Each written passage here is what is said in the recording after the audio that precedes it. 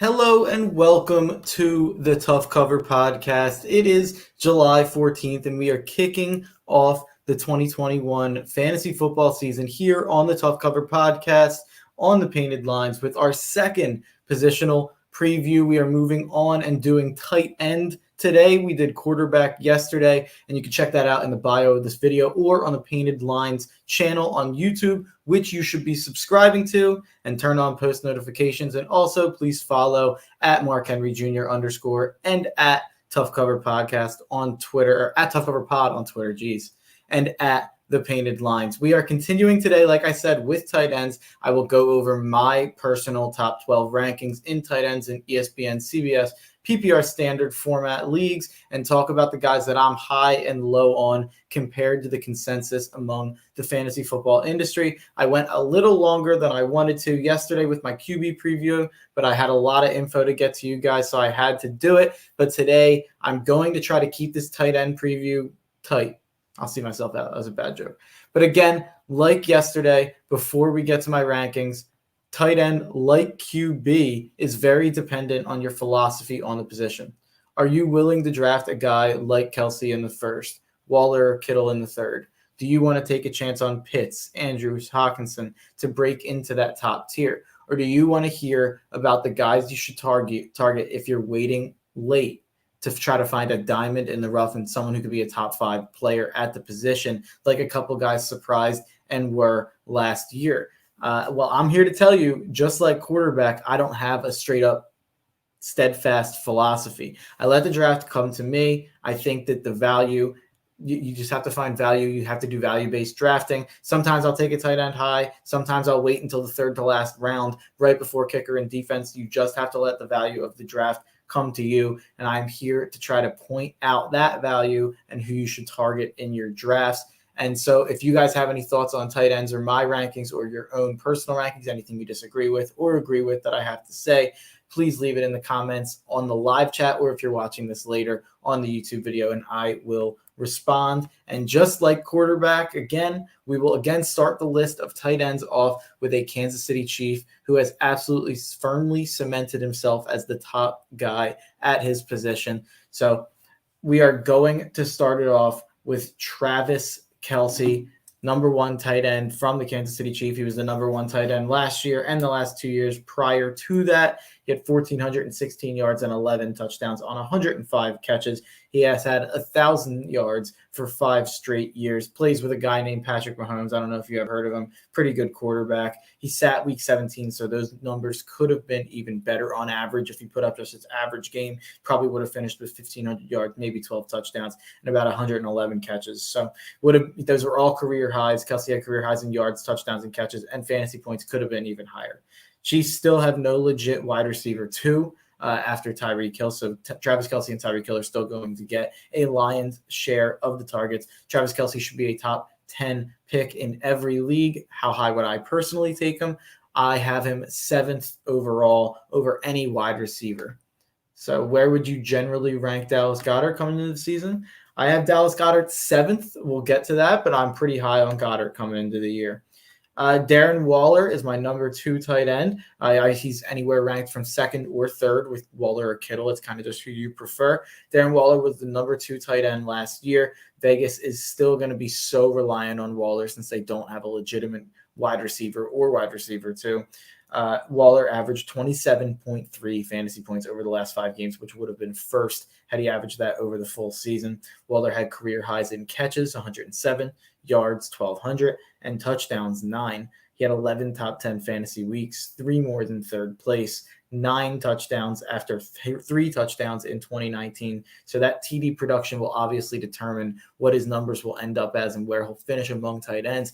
I'm willing to guess that it's closer to the 9 than the 3, but even if it's 6 touchdowns right in the middle, I think that he's obviously going to get 1,000 yards and he's obviously going to get 90 plus catches and probably as a safe bet to get around 11 to 1,200 yards and around 107 catches again. So even if he gets 6 touchdowns, I think he should still finish as the number 2 tight end. At number 3, I have George Kittle, who's the other side of that argument between Waller and Kittle. He was the number 17 tight end last year, but that is a little misleading because he missed so much time. If you look at his average on a points per game basis, he was 3rd. But even if you dive a little bit deeper into that, he was inconsistent. He had 2 huge weeks, and then besides that was mostly average. Besides that, mostly around 12 to 13 points. Will Trey Lance start? That's obviously going to affect whether or not Kittle is the same that he was 2 years ago or kind of that inconsistent that he was last year. Is Trey Lance a positive? Is he a negative? Will he lean on the tight end? Or would you rather that already made relationship with Jimmy Garoppolo as George Kittle's quarterback from a fantasy perspective? That's a hard thing to understand. I'm not quite sure. Kittle has never scored more than 5 touchdowns. So maybe it would be good to get Trey Lance in there, someone that would look at him differently in the red zone. He's very clearly 3rd behind Waller to me. It's not all that close due to QB uncertainty, TD production, and a little bit of injury worry after missing a lot of time last year. Also, Deebo Samuel and Brandon Ayuk should take some targets away. I think both of those guys are growing into roles and they're not going to get less targets. I think if I had to make a bet, both of them should get more targets on a per game basis. So then that's kind of that. Tier 1 is Travis Kelce. Tier 2 is Darren Waller and George Kittle. So now let's move on to tier 3, which I think is 3 guys. And number 1 in that tier and number 4 overall in tight ends is a guy that if you've listened to the Painted Lines draft coverage or if you've heard me talk on any podcast about the NFL, you know that I am high on Kyle Pitts. He's ranked anywhere from 4th to 8th among the fantasy industry among tight ends. I am as high as you could possibly be at 4th. He's going to be a guy I own a ton of stock in. He's projected on a couple different sites. He's projected between 60 and 80 catches, 800 to 900 yards, and 6 touchdowns. So something I wanted to do to compare that was to look at who finished 3rd last year, and that was Logan Thomas. He finished 3rd among tight ends in 2020. He had 72 catches, 670 yards, and 6 touchdowns. So if I'm seeing Pitts, even if we're just taking the middle of the projections, if I'm seeing Pitts 65 catches, 850 yards, and 6 touchdowns, that's better than that number 3 season from Logan Thomas. I'm not saying that Kyle Pitts is definitely going to average that. Obviously, he's a rookie, but I'm personally very confident in Kyle Pitts to finish top 4 and above those totals. I personally kind of expect, if I had to make my own projections, it would probably be around 78 catches, 1,000 yards, and 6+ touchdowns. He's the number 2 option in a high-octane passing offense without Julio there. I've said he's the best college tight end I've ever seen and the best tight end prospect I've ever seen, obviously. So I truly believe he will enter that Kelce, Waller, Kittle tier. Is he doing that this year? I'm betting on yes. But there's a good chance maybe he's a little bit slower to produce in that level. But I still think the floor for Kyle Pitts is generally pretty high. I think the floor is really probably 55 catches, 700 yards, and 4 touchdowns, and that's going to finish in the top 12 for sure. So I think Kyle Pitts is worth the gamble because I really do think he has that 80 catch, 1,000 yards, 6+ touchdown potential. So moving on to number 5, I have Mark Andrews. He's anywhere from 4th to 5th on most rankings. He was the number 6 tight end last year, 58 catches, 700 yards, and 7 touchdowns, down from 64 catches, 852 yards, and 10 touchdowns in 2019. So he declined in every stat, and he's declining in importance in terms of the offense, in my opinion, with the addition of Rashad Bateman and the addition of Sammy Watkins, and especially the emergence of J.K. Dobbins. So I think it's going to take a lot of the intermediary work from Mark Andrews, who was only 11th in tight end targets at 88. So it's not a guy I see myself drafting. I would rather reach for Waller or Pitts, or probably just wait until later if I don't get Travis Kelce in the back end of the first round. So moving on to another guy I don't see myself having very often at number 6 is TJ Hockenson. He's ranked from 4th to 6th on most lists. He was the number 5 tight end last year. Now Galladay is gone like he was last year. He didn't play. So TJ Hockenson is clearly the number 1 option, just like he was last year. I just wanted to push back on that. I've heard some people be like, oh, Kenny Galladay's gone, so TJ Hawkinson's the number 1 option. Well, he was last year, and he was still only the number 5 tight end. He had a good season at 67 catches, 723 yards, and 6 touchdowns, and that could be his floor. Maybe that's his floor, or only slightly lower that is his floor, but he lost Matt Stafford. So I'm having a hard time to see him sniffing 80+ catches, 1,000 yards, and more than 6 touchdowns, like I was talking about with Kyle Pitts, which I do see that upside with him. And I even see it a bit more with Mark Andrews. Mark Andrews, TJ Hockenson will probably not be on any of my teams. So let's move on to number 7. And this is that next tier down. If you're waiting, but you don't want to wait too long and you want to take a guy who you're still pretty confident in and who you think you have some upside in, I have 3 guys here for you. At number 7, I have Dallas Goedert, who my man Dives was asking about. Where would I rank him? I have him 7th. He's ranked anywhere from 7th to 8th in the fantasy industry from what I've seen. He was the number 16 tight end last year. Now, that's not obviously indicative. Missed a lot of time. And he also, Zach Ertz was there as well. Hard to project with a new quarterback, a new offense. Is Ertz going to be there? He's still on the roster. But you look at Dallas Goedert, even with Ertz on the roster, he's been top 11 in points per game over the last 2 years. And he should have a bigger role in this offense, in my opinion. I think he's a guy who could thrive with Jalen Hurts. And you look at the production with Jalen Hurts, it stayed among about the same that it was with Carson Wentz. I know that the joke and the narrative was that Carson Wentz peppers the tight end, but it really was more about Zach Ertz, especially 2 years ago. So Dallas Goedert, but even having said that, obviously Wentz did do well with him. He's finished top 11 in points per game over the last 2 years. And if you look at without injury, he was on pace for about 80 catches, 930 yards, and 5 touchdowns, which would have easily finished 3rd at the position. I could see that kind of upside and potentially with more touchdowns. We were terrible in the red zone last year, and we've been bad in the red zone lately. So I could see Jalen Hurts making us a better team in the red zone, his running threat opening things up in the passing game in the red zone. So I really like Dallas Goedert this year in fantasy. He's a guy that I could see myself having a lot of. And another guy I could see myself drafting is number 8 tight end, and a guy that I'm higher on than anyone I've seen in the fantasy industry, Robert Tonyan from the Green Bay Packers. He's the number 4 tight end last year. Just before we even get into my analysis and my notes here, Aaron Rodgers obviously is the looming question over all of these Green Bay Packers players that I'm going to talk about, and running backs, receivers, and Robert Tonyan here among tight ends. I'm going under the notion that he'll end up playing, so maybe I'm an idiot, but we'll see. I had Robert Tonyan is my number 8 tight end. He's ranked anywhere from 9th to 13th. He was the number 4 tight end last year. 52 catches, 586 yards, and 11 touchdowns on only 59 targets. So people are concerned about touchdown regression and just about how insanely efficient he was. You look at 52 catches for 59 targets. That's unheard of, but I don't think people realize that Aaron Rodgers is a really good quarterback and pretty damn accurate, especially when he's throwing in an intermediary route to his tight end, who's also pretty damn talented. So as long as Aaron Rodgers is in Green Bay, I also expect more targets. So even if he's less efficient with those targets, I think that he will gain more of a role in that offense just based on pure talent. So even if he is, less efficient, if he scores less, I think he's going to get more targets, and I think that will make up the difference in an Aaron Rodgers offense without a legitimate number 2 receiver. So I really like Robert Tonyan this year. I know that there's a lot of skepticism in the fantasy industry. He's a guy that I could see myself waiting and taking him in the 4th or 5th to last round and being pretty happy if Aaron Rodgers is in camp soon. So then let's get to my number 9 tight end. He's ranked anywhere from 7th to 13th, a really wide range on this guy. And it is Logan Thomas, former quarterback out of Virginia Tech, a guy I liked in college football way, way back. And now he is a tight end for the Washington football team. He was the number 3 tight end last year out of nowhere.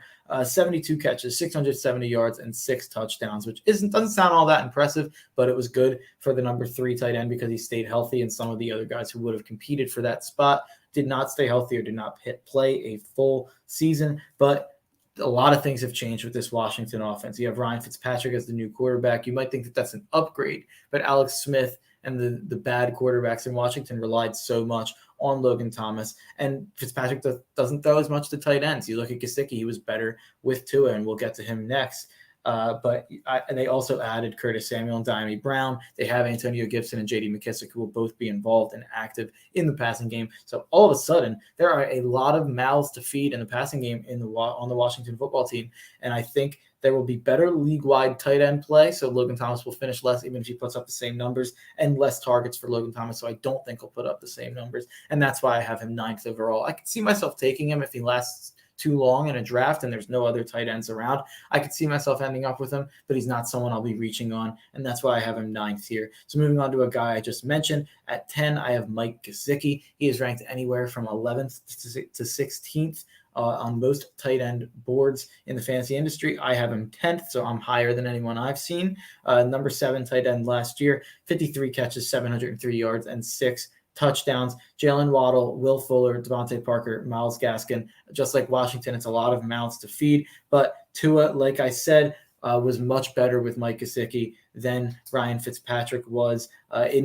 So Tua is a bonus. Adding pass catchers is a negative, obviously. Averaged 12.2 fantasy points into his first 6 starts, as opposed to a little bit above 10. So I expect about the same numbers. I expect his target share to stay about the same. I think Tua wants to lean on him. They line him up out wide most of the time anyway, so he's really more of a receiver, and I don't think that's going to change. I really like Mike Gesicki. He's an absolute talent, and he's going to be a weapon in the red zone, and I think he's just going to keep getting better, and I think Tua is going to get better. So I would not mind taking Gesicki if he lasts too long in your fantasy draft and you're waiting on tight end. And that's really the end of a tier right there. Goddard, Tonyan, Thomas, and Gesicki. I think that's a tier. And then the last two guys I'd be confident in taking as my starting tight end. And it's a little different than most. Most of the time you'll see Noah Fant around here, or you'll see the Patriots tight ends, or you'll see a couple other guys.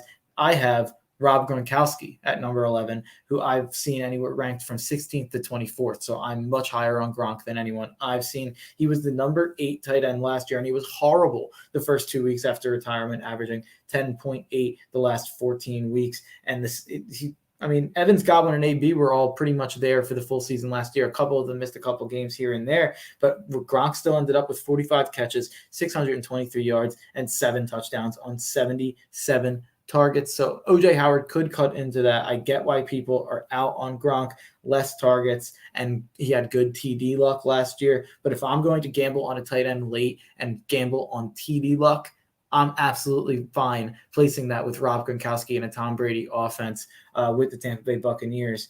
So I'm absolutely fine gambling on the best tight end ever if I'm waiting till the absolute last second to take a tight end because I think he's going to be steady, and I think he'll be good at least to start the season while you find someone who may have a bit more upside. But I like Gronk. I think he's a pretty sure thing to finish in the top 15 this year, even with OJ Howard. So then my last guy, my 12th guy, is Irv Smith Jr. He's ranked anywhere from 7th to 18th wide range on this guy. I have him 12th. Showed big flashes at times last year. 9.6 fantasy points in the games that he did play. 12.9 fantasy points per game in the last 4 while Rudolph was hurt, and now Kyle Rudolph is gone. So I get the hype on Irv Smith Jr. I'm not quite as high, but if I'm waiting and he's the last guy there and all these 11 guys are gone, I'd be happy taking Irv Smith in the 3rd to last round. So those were my top 12. The guys I'm high on were Kyle Pitts, Robert Tonyan, Mike Gesicki, and Rob Gronkowski. And the guys that I'm low on were TJ Hockenson, Mark Andrews, and then the guys I didn't really talk about, Noah Fant. Too many mouths to feed in that offense for the Denver Broncos, and I don't trust the talent of Fant, Teddy Bridgewater, or Drew Lock enough to draft him as a top 12 tight end personally. And then the Pats tight ends are too up in the air for me. If only Jonnu or only Hunter Henry signed, I could probably rank them right behind Logan Thomas at the 10 spot, and I'd be pretty excited as them for late round candidates. But with both of them there and without me fully trusting Cam Newton or Mac Jones, I think Cam Newton's completely cooked. So if it was Mac Jones, I'd feel a little better. But all the reports are that it's going to be Cam Newton for a while. So I don't feel good about either of those Pats tight ends. And when we get to receiver next week, you'll see that I don't feel good about any Patriots receivers either. So thank you for joining us. Thank you for being a part of the Tough Cover Click. And I will see you tomorrow at 5 with a top 30 running back podcast. If you're listening to this live and you're used to my gambling content, I like over 220 in Suns Bucks in game 4 on Wednesday night for 5 units. And then I have a half unit each on Colin Morikawa plus 3,500 and Francesco Molinari plus 18,000 to win the Open. So have a good one and enjoy the winners.